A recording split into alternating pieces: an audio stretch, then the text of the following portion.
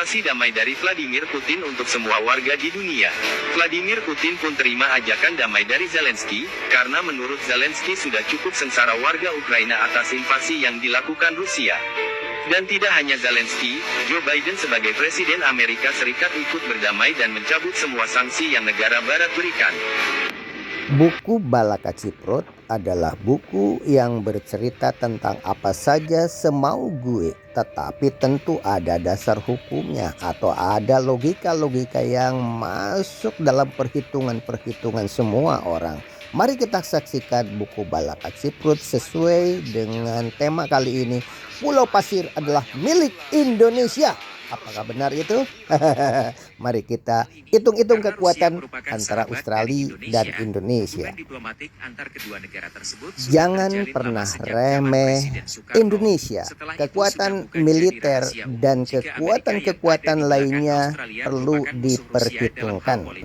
Ada satu kekuatan yang tidak pernah mereka pikirkan, bahwa Indonesia memiliki kekuatan dibandingkan dengan negara-negara adidaya manapun.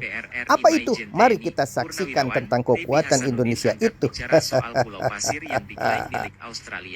Jika konten sebelumnya di channel ini, Indonesia tidak mengklaim Pulau Pasir sebagai milik Indonesia, tetapi sebagai mata pencaharian orang NTT sejak dahulu kala. Ini adalah bahasa diplomasi. Amerika memutuskan untuk mengambil langkah lanjutan terkait rencana serangan Indonesia ke wilayah Australia. Amerika Serikat itu akan mengadakan pertemuan darurat hari ini dengan Perdana Menteri Australia Anthony Albanese. Amerika sebagai pendukung penuh Australia mulai ketar-ketir dengan mundurnya dari bantuan terhadap Ukraina ketika perang melawan Rusia baru-baru ini. Apa yang terjadi? Ternyata bantuan-bantuan senjata dari Amerika Serikat itu justru dimanfaatkan oleh Rusia untuk menggempur Ukraina, karena semuanya senjata-senjata itu mayoritas disandra, dimiliki oleh Rusia. Ini sebagai bahan gambaran saja ya. Hati-hati. Makanya Amerika sekarang mulai ketar-ketir tentang mengapa ketar-ketir? Karena tampaknya memang Rusia itu berada di belakang Indonesia. Belum lagi memperhitungkan tentang kekuatan Cina yang nanti kita akan bahas di video ini juga ya. Langsung pecah jika Australia terus usik kedaulatan NKRI. Anyaman tersebut dilontarkan Menhan Indonesia Prabowo Subianto pada Kamis, beberapa jam setelah Presiden Indonesia Joko Widodo mengumumkan pengerahan pasukan ke perbatasan dekat Hebatnya Pulau Indonesia Pasir. itu diantaranya rendah hati. Pemberitaan begitu dimunculkan ke seantero dunia ini bahwa Indonesia tidak mengklaim tentang Pulau Pasir. Karena apa? Karena berhubungan dengan konferensi Asia Afrika, dihubungkan dengan sejarah Belanda tidak pernah menguasai Pulau Pasir, dan masih banyak lagi. Di satu sisi Indonesia menyatakan bahwa mata pencaharian orang NTT itu memang di sekitar itu. Sedangkan kan Australia jauh ke tempat itu ya. Ini sebagai bahan gambaran, sebagai diplomasi canggih Indonesia. Tidak mau memanas-manasi situasi, tetapi cukup mengatakan Indonesia tidak pernah mengklaim. Padahal rakyat NTT sudah dari dahulu bekerja di situ. Ya, Jokowi telah berulang kali mencerca AS karena memprovokasi Australia untuk merebut Pulau Pasir, terutama pendekatan AS terhadap Australia yang dianggap Indonesia sebagai bagian dari lingkup pengaruhnya. Bangsa yang cerdas tidak akan mengalami tersandung batu dua kali di batu yang sama, seperti halnya Indonesia masalah Timur Timur. Pada saat itu begitu besarnya dukungan Amerika, bahkan dipanas-panasi agar Indonesia mengklaim tentang Timur Timur pada saat itu. Tapi apa yang terjadi belakangan justru berbalik arah. Ini salah satu contoh kekejian Amerika Serikat. Itu salah satu dugaan ya, salah satu alternatif pola pikir yang perlu diperhitungkan tentang Amerika yang sedang mendukung Australia. Ingat, Amerika demikian keadaannya. Sedang dalam konflik di Pulau Pasir. Bahkan Amerika baru-baru ini mengirimkan pasukan dan alutsista untuk menyerang dan merebut Pulau Pasir dari Indonesia jika suatu waktu Australia dan Amerika Serikat menyerang Indonesia diprediksi. Ada beberapa negara yang siap membantu Indonesia. Lalu negara mana saja yang siap membantu tanah air? Yang pertama adalah Rusia. Rusia merupakan negara yang siap membantu Indonesia jika diserang Australia dan sekutu. Hal ini karena Rusia merupakan sahabat dari Indonesia. Hubungan diplomatik antar kedua negara tersebut sudah terjalin lama sejak zaman Presiden Soekarno. Setelah itu sudah bukan jadi rahasia umum jika Amerika yang ada di belakang Australia merupakan musuh Rusia dalam hal politik dan militer.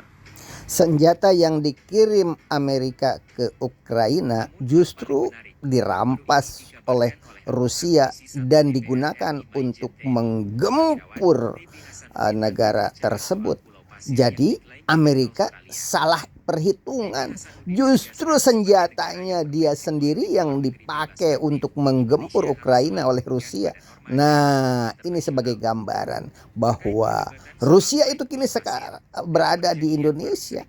Indonesia begitu dekat sekarang ini, beda dengan zaman dahulu. Padahal dari dulu memang Rusia itu selalu berdampingan dengan Indonesia, apalagi Kata TB sekarang. Hasanuddin kepada wartawan, Selasa, 1 November 2022.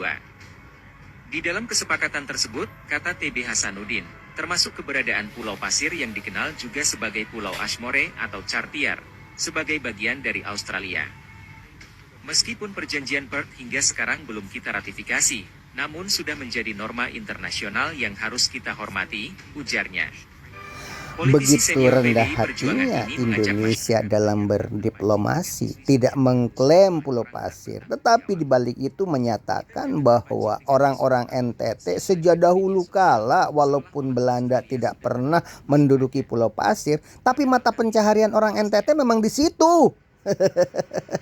Ini bahasa diplomasi tentu ya. Cobalah kita dengarkan pendapat Sebelumnya berikut Kementerian ini. Luar Negeri, Kemlu, juga telah mengatakan Pulau Pasir tidak pernah menjadi bagian dari Hindia Belanda maupun Indonesia.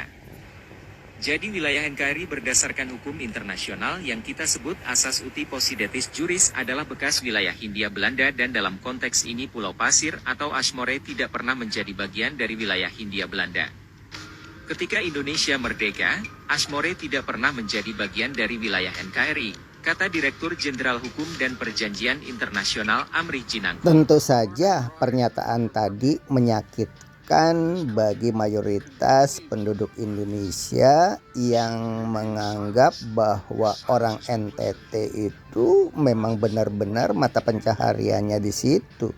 Dengan menyatakan bahwa itu bukan milik Indonesia, Australia bisa berpikir dua kali sebenarnya, memperhitungkan Indonesia atau arogansi.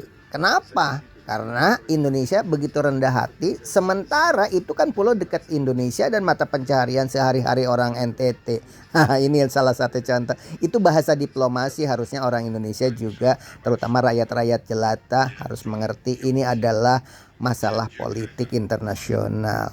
Mari kita tengok sekarang bagaimana posisi Tiongkok terhadap kasus ini dan perpolitikan dunia internasional. Kita ketahui bahwa Indonesia sekarang begitu lengket dengan Tiongkok, di samping dengan Rusia.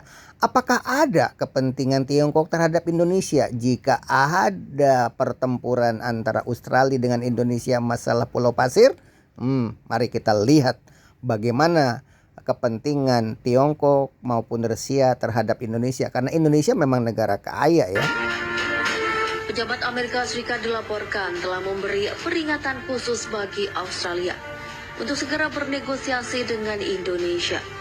Hal ini dikarenakan pernyataan Perdana Menteri Australia Anthony Albanese sebelumnya yang tidak ingin bernegosiasi dengan Indonesia bila masih ngotot Pulau Pasir sebagai kedaulatannya.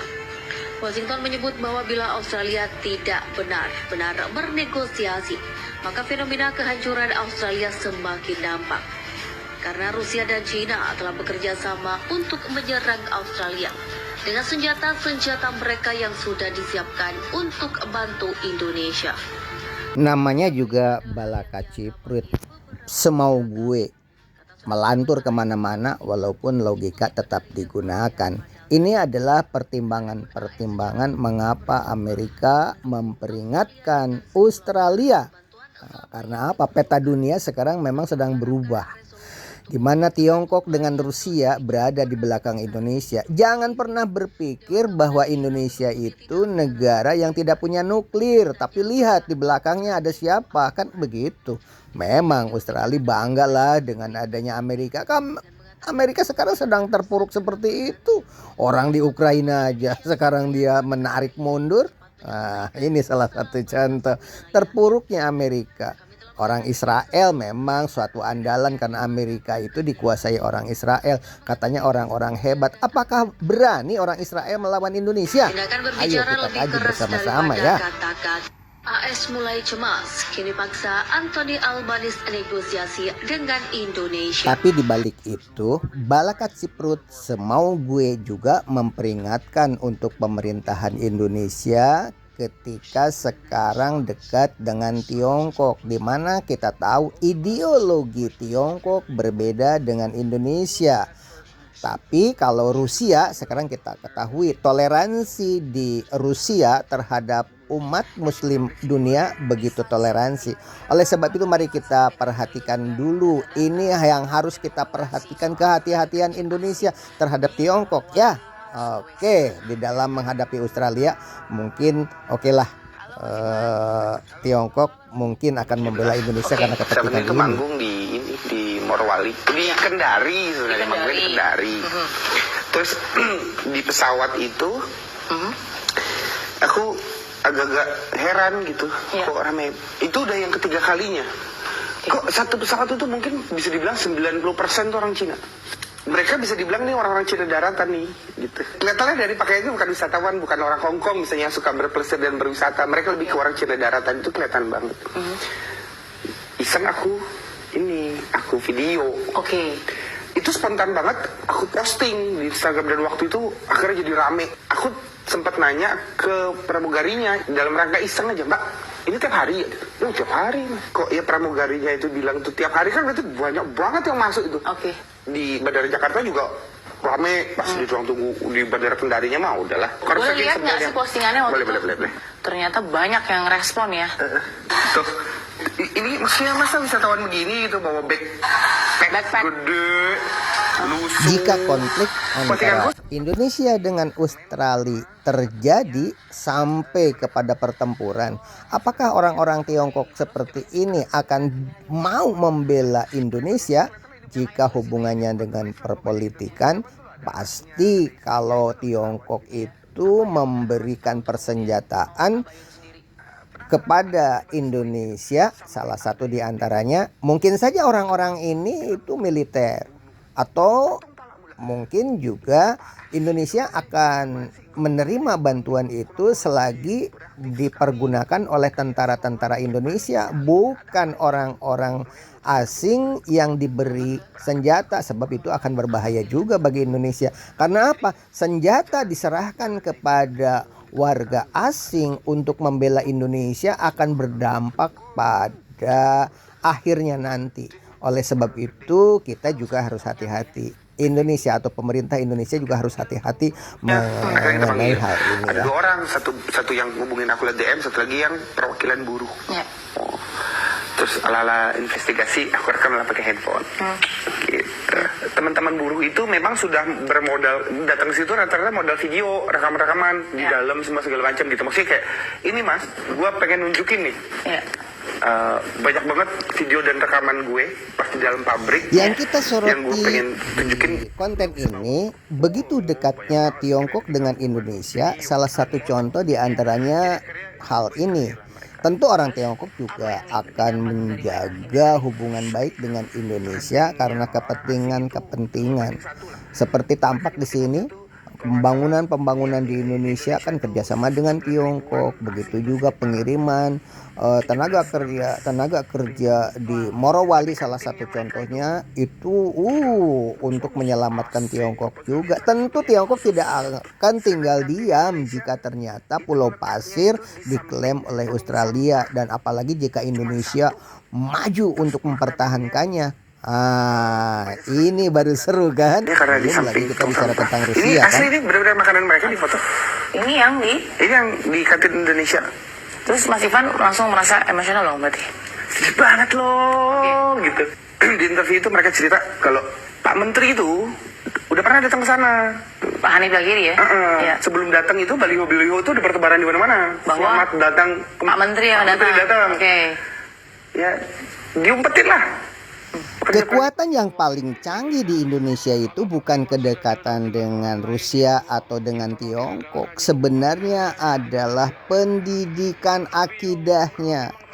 Mari kita dengarkan nih ceramah-ceramah kiai seperti ini yang membuat Indonesia hebat.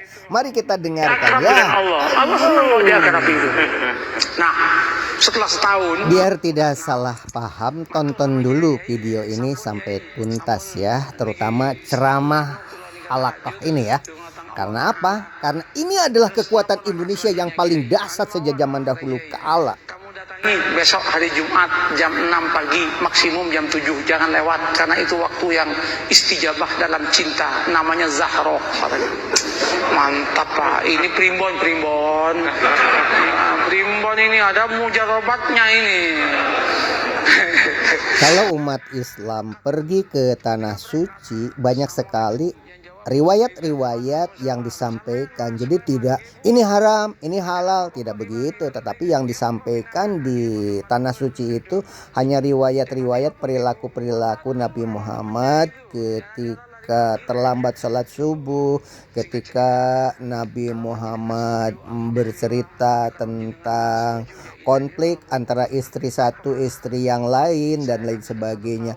Hanya riwayat-riwayat saja. Begitulah hebatnya umat Islam di seluruh dunia. Dan akhirnya dari riwayat itulah yang akan menyatu dengan hati nurani, bahkan sampai pertempuran melawan musuh. Kenapa Bu Ibu menangis? Karena riwayat Ibu Zubaidah kemudian mengatakan, Mas, kenapa sampean kok kemudian mau ngelamar anak saya? Kenapa Bu? Bu ya dengan saya saja katanya kan. Saya sudah 5 tahun menjanda katanya. Langsung si Sulaiman mengatakan, Bu, doa saya tiap malam Bu, minta Fatimah Bu. Intinya adalah kekuatan doa, karena umat Islam percaya ada hari akhir dan percaya adanya Allah yang Maha supaya jodoh Kuasa. dengan sampean katanya, oh ya kan. Rupanya ada pertarungan doa itu kan.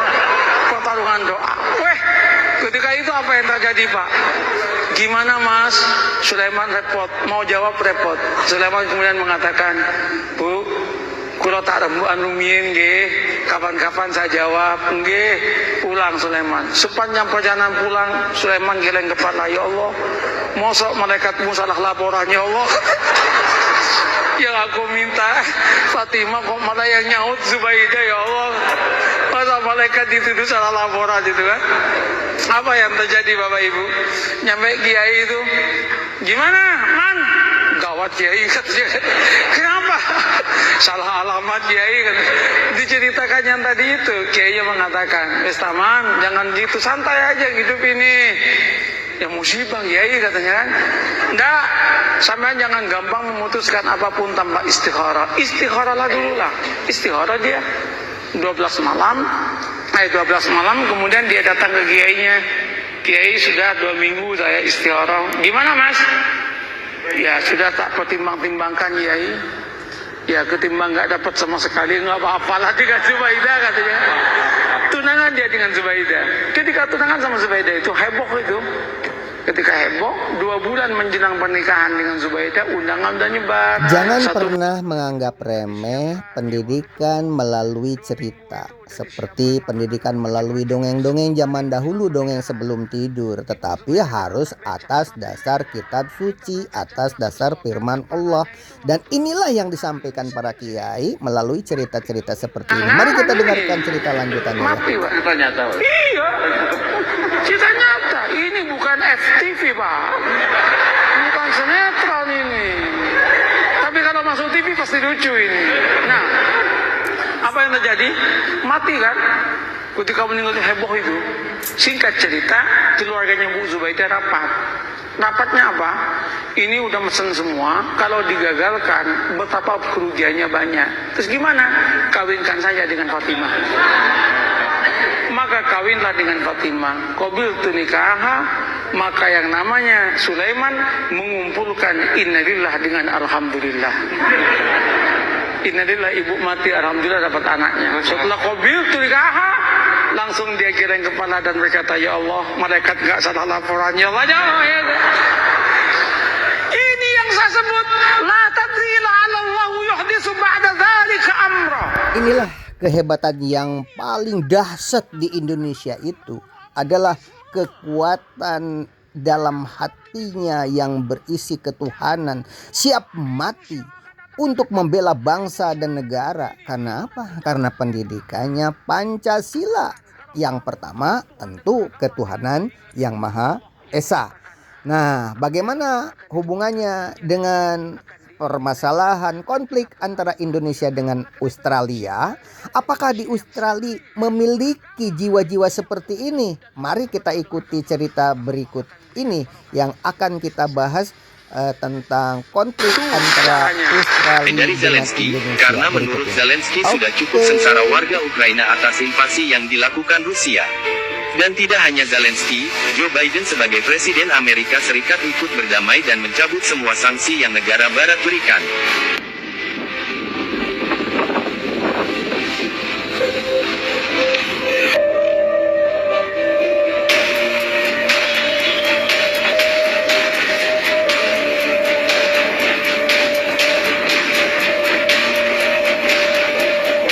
Semakin banyak senjata yang dikirim, maka semakin banyak pula senjata tersebut dirampas oleh pihak Rusia. Dan militer Rusia malah menggunakan senjata tersebut untuk menggempur Ukraina. Senjata-senjata canggih milik Ukraina yang dikirim Amerika akhirnya dimanfaatkan oleh Rusia, dari mulai senjata panggul sampai tank baja yang maha canggih dari Amerika Serikat itu justru diambil oleh Rusia untuk menggempur Ukraina. Maka wajar jika saat ini Amerika angkat tangan, angkat kaki. Itulah Namanya Indonesia juga nanti. Balaka Ciprut semui gue ya. Walaupun begitu tetap logika di depan kanan. Intinya adalah ilmu manajemen, yaitu manajemen negara. Oke. Hanya bikin rakyat susah gitu. Apalagi sekarang situasinya memang banyak Mari kita krisis ya. lihat dulu Orang ada banyak. apa dengan PPD kita sehingga rakyat Indonesia menjerit saat ini. Apakah ada hubungannya dengan peristiwa-peristiwa tahun 2024 yang akan datang? Ingatlah kehebatan Hong Kong atau kehebatan negara-negara Tiongkok yang tegas dalam memberantas korupsi. Silam, Xi Jinping langsung membuat kampanye anti korupsi besar-besaran yang disebutnya sebagai Laohu Sangyin Ichita, menangkap harimau dan lalat sekaligus. Maksudnya Taurus nominal korupsinya besar atau kecil, semua koruptor bakal sama-sama diganyang. Belajarlah sampai ke negeri Cina, begitu di dalam hadis Nabi. Dan ini tampaknya Indonesia sedang memikirkan kerjasama di bidang itu. Bahkan PDIP dan Golkar sudah melakukan studi banding ke negara tersebut. Pengadilan China resmi menjatuhkan vonis mati terhadap Zhang Chongsheng yang merupakan wakil wali kota Luiliang, Provinsi Shanxi, lantaran terbukti menerima suap terkait pertambangan. Ketegasan batu bara. pemerintah Tiongkok memang luar biasa dalam mengatasi korupsi, memang luar biasa yang patut kita contoh. Dan apakah yang terjadi di pemerintahan Indonesia setelah belajar dari Tiongkok pada saat Di itu? rasa hotel yang penghuninya bebas keluar masuk kayak di suatu negara itu. Memang kenapa sih China tanpa ampun memberantas korupsi di negerinya? Karena sejak dulu China sadar bahwa walau bagaimanapun, ini kata Hakim Pau yang sangat masyhur itu, Tanze Ning Zai. Koruptor adalah maling rakyat. Dan ini Kaisar Chu Yuanzhang pernah berkata juga. Kita semua pasti setuju dengan ketegasan membasmi koruptor-koruptor seperti di Hong Kong itu, seperti di negara-negara Tiongkok yang kita bahas ini. Tapi apakah yang sudah studi banding ke Tiongkok itu melaksanakannya seperti yang sekarang terjadi? Yang memang harus dibasmi sampai ke akar-akarnya. Tentu saja, belum 2 tahun China berdiri, tepatnya pada 10 Februari 1952, Partai Komunis China sudah langsung mengeksekusi mati 2 kadernya, Liu Xingsan dan Zhang Zishan, di muka umum. Padahal, Keduanya jelas-jelas adalah kader William PKC yang Banyak mayoritas Indonesia ketar-ketir ketika mendengar kata pemerintahan komunis RRC. Tetapi ingat bahwa hal-hal baik boleh kita ambil, tapi hal-hal buruknya patut kita hindari dari mulai sekarang. Jangan terlena ya. Saya dilibatkan oleh pemerintahan Somalia. Saya melakukan Zoom meeting dengan para menteri di Somalia dan juga dari kepresidenan Somalia. Zoom meeting berkali-kali. Mereka ingin tanya bagaimana sih cara Indonesia itu mengatasi kelompok-kelompok teror dan ekstrim ini. Sementara kami, ini menurut Menteri Agama Somalia. Sementara kami satu negara ini Pak, pahamnya sama Pak, penganut paham Wahabi Salafi. Satu negara. Kita Indonesia harus memiliki pemerintahan yang kuat karena negara Indonesia itu adalah super kaya. Mungkin di seluruh dunia yang paling kaya itu adalah Indonesia. Oleh sebab itu supaya bisa dimanfaatkan untuk rakyat Indonesia, pemerintahan harus kuat, jangan dirongrong. Siapapun pemerintahannya, kalau memang itu hasil pilihan rakyat, ayo kita dukung. Apalagi Indonesia itu memiliki cadangan emas yang lebih hebat daripada Freeport. Di manakah itu? Ayo kita ikuti berita berikut ini. Itu lebih baik daripada Freeport. Bapak Ibu, pada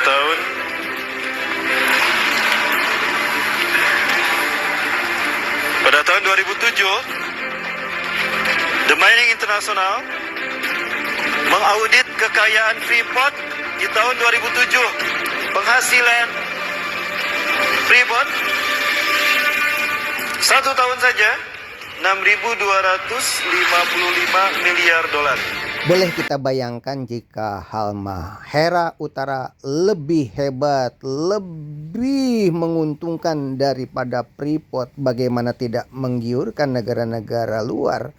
Ingat, Indonesia itu karena keadaan alamnya selalu gempa, maka biji-biji emas, perak, intan, berlian yang ada di dasar bumi itu naik ke permukaan. Itulah kehebatan Indonesia, tidak dimiliki oleh negara-negara lain. Emas yang sudah digali dari Freeport itu sekian puluh tahun yang lampau sampai hari ini tidak ada apa-apanya dibandingkan dengan uranium yang ada di Indonesia yang kita miliki. Coba bayangkan, bandingkan harga uranium dengan harga emas yang sudah kita olah sedemikian rupa. 700.000, uranium 100 kali lebih mahal. Berarti uranium berapa segramnya? 70 juta. Itu uranium Pak, dan itu banyak di bawah. Konflik antara Australia dengan Indonesia saat ini, tentu Indonesia akan banyak sekali yang membantu. Kenapa? Karena kekayaan harta seperti yang kita jelaskan ini, di antaranya adalah emas dan uranium. Oleh sebab itu kita jangan terlena. Hati-hati, damai itu lebih indah. Tapi jika memang Australia memaksa kita untuk maju, kenapa tidak? Pemerintah harus kuat, manajemennya harus benar-benar terperhitungkan dengan matang. Jangan sampai kita lepas dari mulut buaya masuk kepada mulut harimau, atau lepas dari mulut harimau masuk ke dalam mulut buaya. Tentu tidak seperti itu. Hitung-hitungannya harus matang. Oh, orang Indonesia itu kan banyak orang-orang hebat. Mari kita yang radikal, yang anti sahabat, yang ekstrim itu. Maka disebut Syiah London karena kantor pusatnya di. Ingat, inilah yang paling teroris fanatik KKB. Kantor pusatnya di mana? Inggris. Ya, panglimanya, pimpinannya Benny Benda menjadi warga negara Inggris. Ahmad Dia. Kantor pusatnya di mana? Inggris. Apa lagi? Syiah yang radikal, yang anti sahabat, yang ekstrim itu. Maka disebut Syiah London karena kantor pusatnya di